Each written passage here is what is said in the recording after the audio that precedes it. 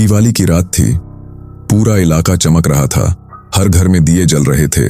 मिठाइयों की खुशबू हवा में तैर रही थी और आसमान में रंग बिरंगे पटाखों की रोशनी छाई हुई थी। हर तरफ खुशी थी, लेकिन शायद उसी खुशी के बीच कुछ ऐसा भी था जो दिख नहीं रहा था।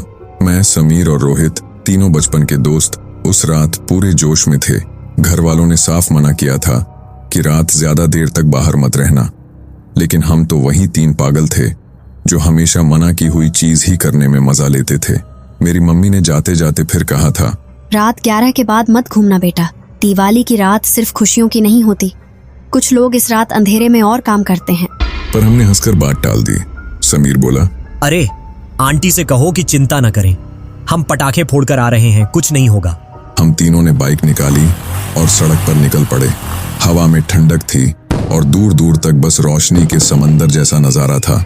रास्ते में बच्चे हंस रहे थे, लोग पूजा खत्म करके मिठाई बांट रहे थे।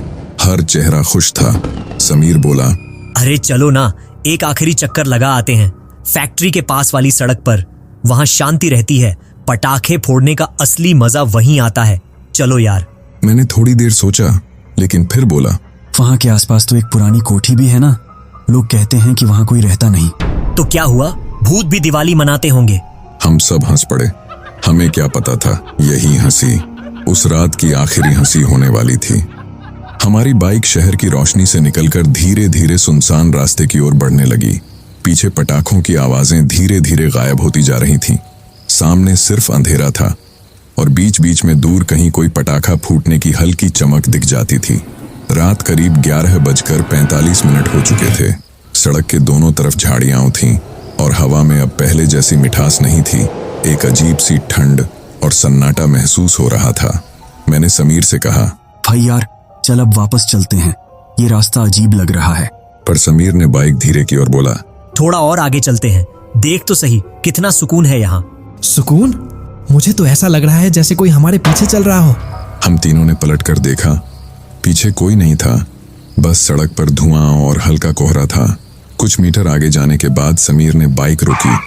एक टूटी हुई लोहे की फैक्ट्री की दीवार के सामने सड़क के किनारे एक खुला मैदान था। जमीन पर काले निशान और राख के ढेर पड़े थे, जैसे किसी ने यहीं कुछ जलाया हो। मैंने टॉर्च निकाली और जमीन पर रोशनी डाली। वहां गोल आकार का एक निशान बना हुआ था, जिसके बीच में सिंदूर, नींबू और सूखे फूल रखे थे। ऐसा लग रहा था जैसे अभी अभी किसी ने काला काम किया हो।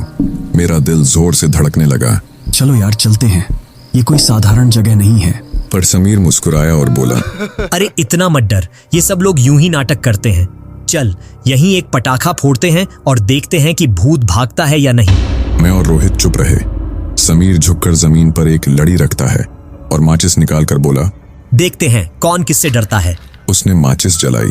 जैसे ही लड़ी सुलगने लगी, हवा अचानक ठंडी से बर्फ जैसी हो गई। पेड़ हिलने लगे और वो दीवार जो सालों से टूटी पड़ी थी अब किसी तरह की गूंज देने लगी, जैसे कोई फुसफुसा रहा हो। समीर, बंद कर ये सब, ये आवाज क्या है यार? पर लड़ी जल चुकी थी और जैसे ही पहला पटाखा फूटा, गोल निशान के बीच से काला धुआं ऊपर उठने लगा। वो धुआं न तो आग का था न धूल का, वो कुछ और था, कुछ ऐसा जो जीवित लग रहा था। धुआं धीरे धीरे समीर की तरफ बढ़ा और पल भर में उसकी आंखों के सामने अंधेरा छा गया। उसने सिर झुकाया और जब ऊपर देखा, उसकी आंखें पूरी काली थीं, पुतलियां गायब, बस काला गहरा अंधेरा। वो मुस्कुराया, पर उसकी मुस्कान इंसानी नहीं थी। उसने धीमी आवाज में कहा, तुम भी तड़प के मरोगे। मैं और रोहित जम गए। सामने वही समीर था, पर उसकी आवाज में 3 अलग अलग टोन गूंज रहे थे। एक साथ बोलने वाली 3 आवाजें, जैसे 3 लोग एक ही शरीर से बोल रहे हों। अचानक हवा इतनी तेज चली कि सारे सूखे फूल उड़ गए और उसी में हमें एक औरत की परछाई दिखी, लाल साड़ी, खुले बाल। मैंने चिल्लाया, समीर, चल यहाँ से, सुन रहा है ना, अभी के अभी। पर वो बस उस औरत की तरफ देख रहा था और फिर बुदबुदाया, वो बुला रही है, मैं जा रहा हूँ। हम किसी तरह समीर को बाइक पर बिठाकर वहां से निकले। उसकी हालत बहुत खराब थी, पूरा शरीर कांप रहा था, चेहरा फक सफेद और आंखें अब भी काली पड़ी थीं। वो बीच बीच में हंस रहा था और फिर अचानक चुप हो जा रहा था। रास्ते भर मैं और रोहित उसे संभालते रहे। कभी वो बाइक से गिरने लगता, कभी अचानक जोर से चिल्ला उठता। रुको, वो मुझे बुला रही है, वो वहीं है। हम किसी तरह उसे घर तक लेकर पहुंचे। उसकी मम्मी और पापा उसे देखकर डर गए। पूरे घर में अफरा तफरी मच गई।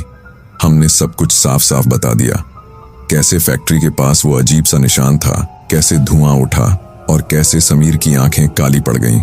जैसे ही मैंने फैक्ट्री का नाम लिया, समीर ने अचानक जोर से चीख मारी और जमीन पर गिरकर अपने हाथों को नोचने लगा। वो पागलों की तरह खुद को काट रहा था और चीख रहा था। मुझे जाने दो। वो नजारा देखकर हमारे पैरों तले जमीन खिसक गई। उसकी माँ रोने लगी और उसके पापा भागकर बगल वाले मंदिर से बाबा को बुलाने गए। कुछ ही देर में बाबा आए, उम्र दराज, सफेद दाढ़ी, माथे पर राख का तिलक। उन्होंने समीर को देखा और बिना कुछ पूछे बोले, इस पर 3 आत्माएं हैं। वो 3 जो फैक्ट्री के विस्फोट में मारे गए थे। आज की रात उन्होंने इसे अपना घर बना लिया है। हम सबके रोंगटे खड़े हो गए। बाबा ने उसी वक्त पूजा शुरू की। कुछ मंत्र पढ़े, राख और गंगाजल उसके ऊपर छिड़का। समीर चीखता रहा, कभी हंसता कभी रोता। पूरा कमरा कांप रहा था। दिए खुद ब खुद बुझने लगे। 3 दिन तक बाबा ने झाड़ फूंक की। तीसरे दिन दोपहर को समीर अचानक शांत हो गया। बाबा ने लंबी सांस लेकर कहा, अब यह सुरक्षित है, पर पूरी तरह नहीं। कुछ निशान रह गए हैं। उस दिन के बाद समीर कभी वैसा नहीं रहा। ना वो पहले जैसा हंसता है, ना दोस्तों के साथ घूमता है। अब वो ज्यादातर चुप रहता है, बस दीवार की एक ही जगह घूरता रहता है, उसी दिशा में जहां से वो रात धुआं उठा था। कभी कभी जब हम उसे देखने जाते हैं, वो हल्की मुस्कान देकर कहता है, वो मुझे बुला रही है, वो वहीं है। और उस पल फिर वही ठंडी हवा चल पड़ती है, जैसे कुछ अब भी अधूरा है।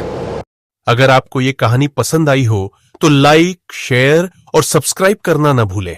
ऐसी ही स्पाइन चिलिंग देने वाली और रोमांचक कहानियों के लिए जुड़े रहिए कहानियों की रात के साथ।